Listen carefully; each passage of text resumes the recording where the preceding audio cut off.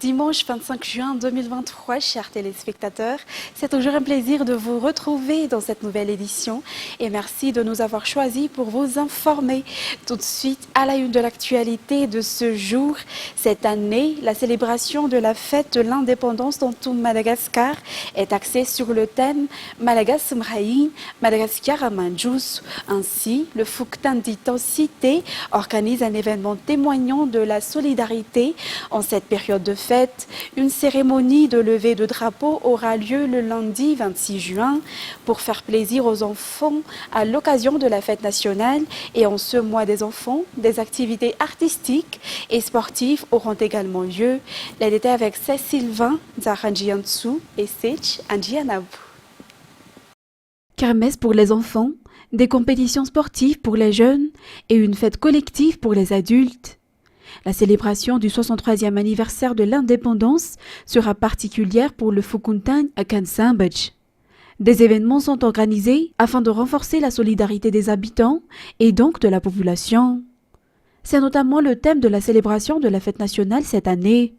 La population sera en liesse et les activités de célébration devront satisfaire tout le monde dans ce Fukuntan selon les responsables.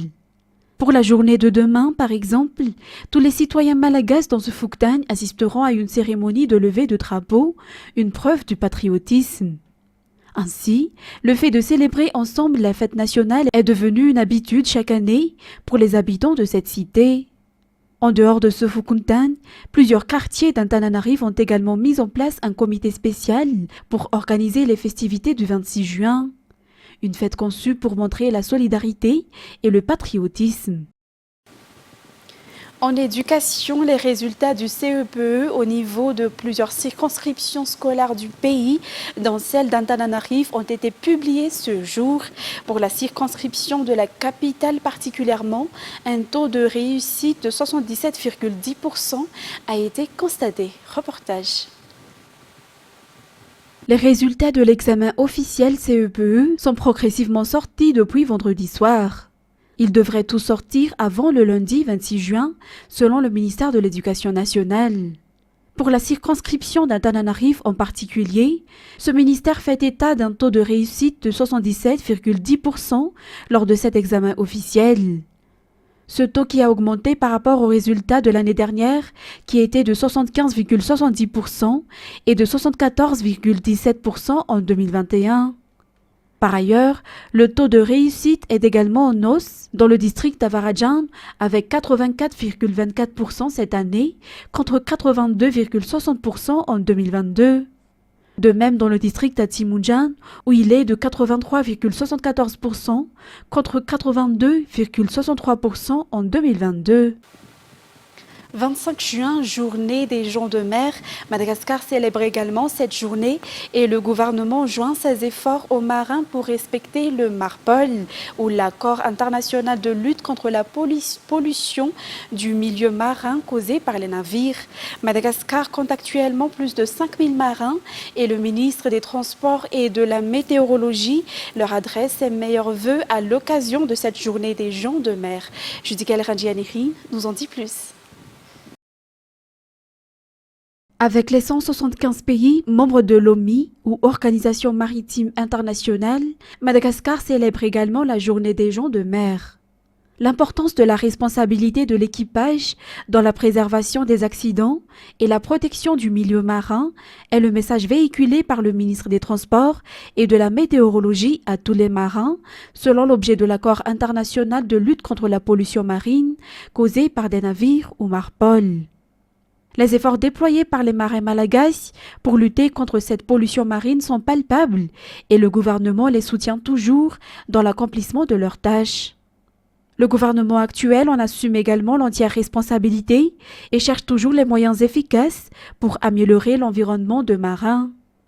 Preuve en est le fait que le président malagasy Andradjwen a signé le 15 juin à Genève 4 accords sur les droits du travail. Un des éléments que Madagascar a signé est la Convention sur le travail maritime ou la MLC pour protéger et assurer l'activité des marins malagasy. Madagascar est devenu membre de l'OMI en 1961. Les jeunes Malagasy, que ce soit des hommes ou des femmes, sont de plus en plus attirés par le travail sur les navires. Ensuite, le plan de promotion de l'agriculture familiale a été élaboré et présenté vendredi dernier. C'est ce type de production qui assure les 75% des moyens de subsistance des Malagasy, du fait que 80% de la population malagasy sont tous des agriculteurs. C'est la raison pour laquelle nous avons consacré 10 ans à la production familiale à Madagascar, laquelle aide les agriculteurs à faire face aux menaces dues au changement climatique et à l'amélioration des revenus en milieu rural. Les détails avec Cécile Vin sur les images de Sech Andjianabou. L'amélioration de la politique de l'État pour accompagner les agriculteurs engagés dans l'agriculture familiale ainsi que les agriculteurs face au changement climatique. Ces 2 points principaux sont mis en évidence dans le plan de production familiale élaboré à l'occasion des 10 ans de ce type de production. L'objectif est également d'améliorer les conditions de vie des agriculteurs, selon Philibert Rakoutson, vice-ambassadeur du FAO. La production familiale, à travers laquelle les familles d'agriculteurs produisent et élèvent sur leur propre terrain. Et selon les statistiques de l'année 2018, 17 millions d'agriculteurs œuvrent dans ce domaine à Madagascar. Ce sont eux qui garantissent la production de la nourriture pour les Malagasy. Par conséquent, il est primordial de promouvoir l'agriculteur familial, explique le président du CNAF. La capacité des agriculteurs à faire face au changement climatique est l'un des aspects les plus importants de ce plan, selon l'annonce faite à Nansan vendredi dernier par le CNAF au Comité national de l'agriculture familiale. Et la célébration du 60e anniversaire de l'église Tsesos Mamounti a été reportée à une date encore indéterminée, selon une déclaration faite par les responsables au siège 6 aux 67 hectares aujourd'hui. Ils ont gagné devant le tribunal et obtenu une ordonnance pour reporter la célébration, selon toujours la déclaration. De plus, les responsables au sein du Tsesos Mamounti invitent les fidèles à ne pas assister à la célébration au cas où certains persistaient à la faire. Ces derniers qui prétendent être majoritaires dans toute l'île après que l'organisation chrétienne a été divisée en 2 en raison de l'élection de l'année dernière. C'est Sylvain sur les images de Sech Andjianabou. Le problème de l'église Tsesos Mamounti n'est pas encore résolu jusqu'à présent, notamment au sein du conseil d'administration de cette église, selon la déclaration faite par l'église Tsesos Mamounti des 67 hectares. Par conséquent, il ne devrait pas y avoir de célébration du 60e anniversaire de l'église, laquelle devrait se tenir au Coliseum le 1er juillet prochain, ont-ils déclaré. Le siège de l'église Tsesos Mamounti 67 hectares a porté cette affaire devant la justice et a eu gain de cause contre les partisans du Tsesos Mamounti à Kourndjan. Si ce dernier envisage encore de célébrer le 60e anniversaire de l'église, aucun fidèle ne devra venir y assister au Coliseum, du fait que l'église Tsesos Mamounti aux 67 hectares a déclaré être majoritaire après la division de l'église en 2, après l'élection de l'année dernière.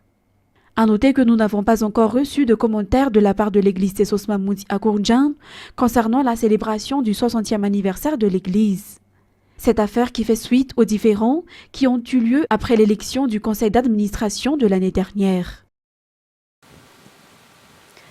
30 maisons 6 à Kadfouts Befelatan n'ont pas été approvisionnées en eau depuis déjà 6 mois. Selon les enquêtes, un grand tuyau de la Jirama endommagé du fait de la construction d'une grande maison dans ce Fukuntan a provoqué ce désagrément.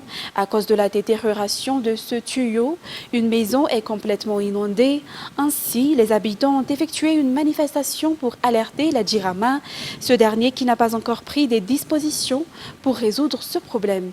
Les détails toujours avec Cécile Vin sur les images de Sech Andjianabou.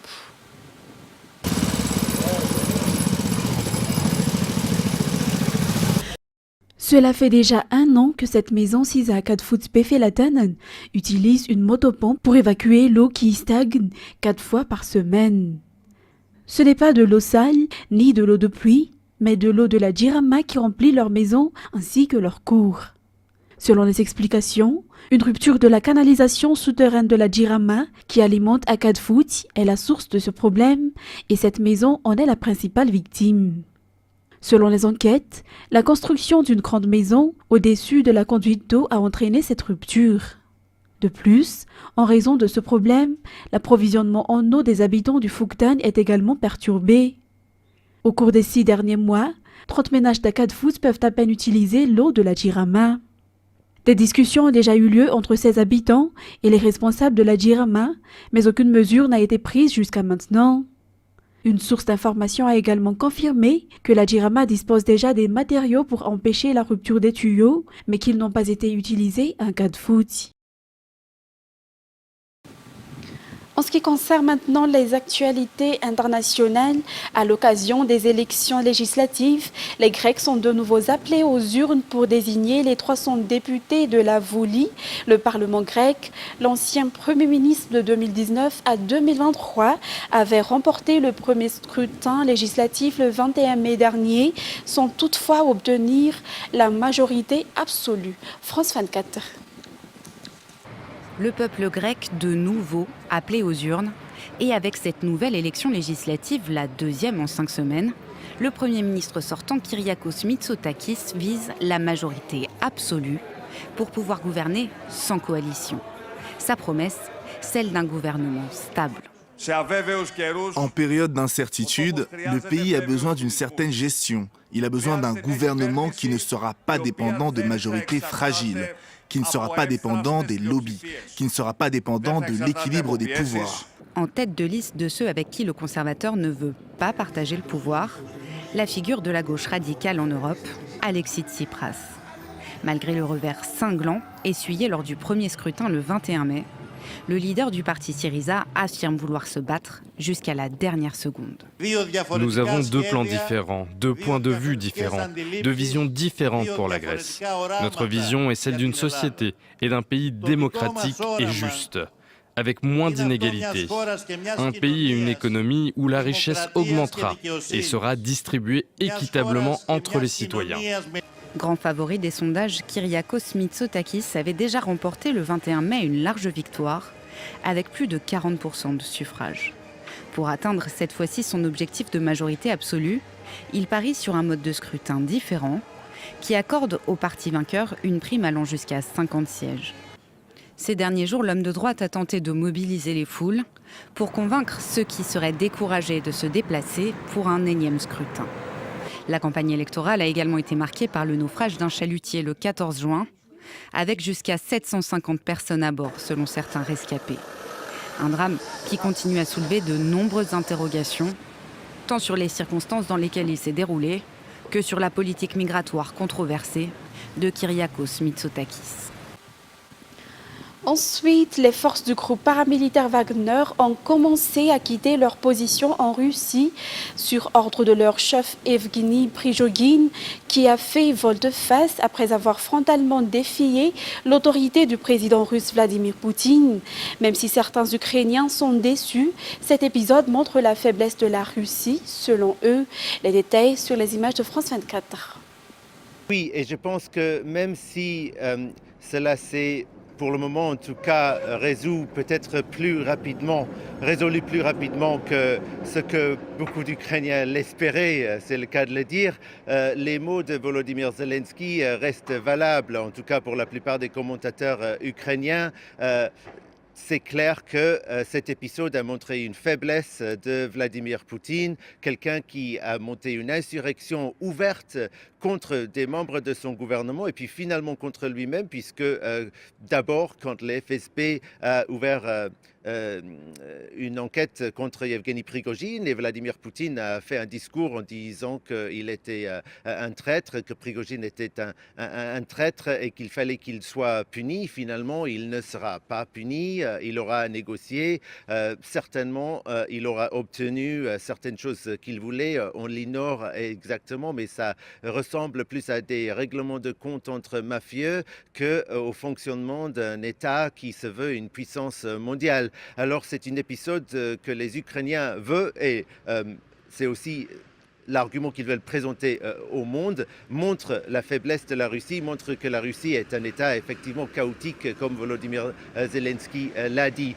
Tout cela étant dit, je pense qu'il y a tout de même une ambiance un petit peu de déception à Kiev parmi certains Ukrainiens qui avaient osé espérer que des combats allaient éromper entre des forces russes, qu'il allait commencer à s'entretuer, ce qui aurait été clairement à l'avantage des Ukrainiens sur le front militaire, puisque les Russes auraient été obligés d'envoyer des forces loin du front en Ukraine pour assurer la sécurité ou pour combattre les forces d'Evgeny Prigojine en Russie. Donc cet avantage militaire que l'Ukraine espérait peut-être avoir dans le court terme n'a pas matérialisé, du moins pas pour le moment.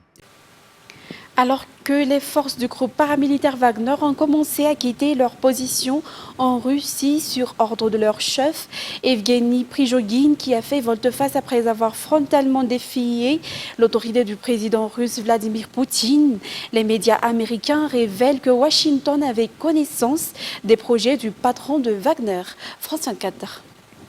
Ce que disent plusieurs médias américains, que les services de renseignement américains avaient commencé à vraiment collecter des informations sur une possible opération du groupe Wagner contre les services de l'armée russe.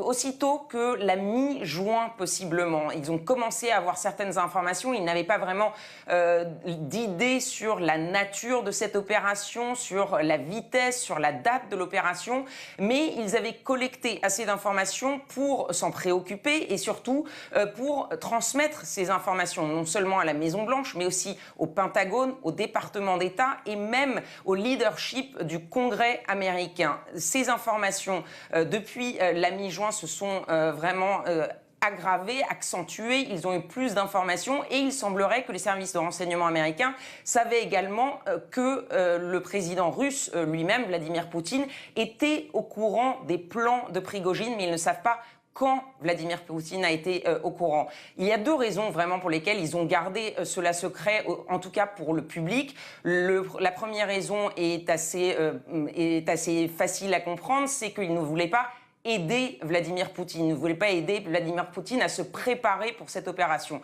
La deuxième raison, c'est qu'il ne voulait pas que Vladimir Poutine ait une raison de dire que les Américains sont impliqués, de dire que les Américains potentiellement auraient orchestré un coup d'État contre Vladimir Poutine. Chers téléspectateurs, c'est ainsi que prend fin cette édition. Nous vous remercions de l'avoir suivi jusqu'à son terme et nous vous souhaitons de passer une très bonne fête de l'indépendance. Excellente soirée en notre compagnie. Au revoir.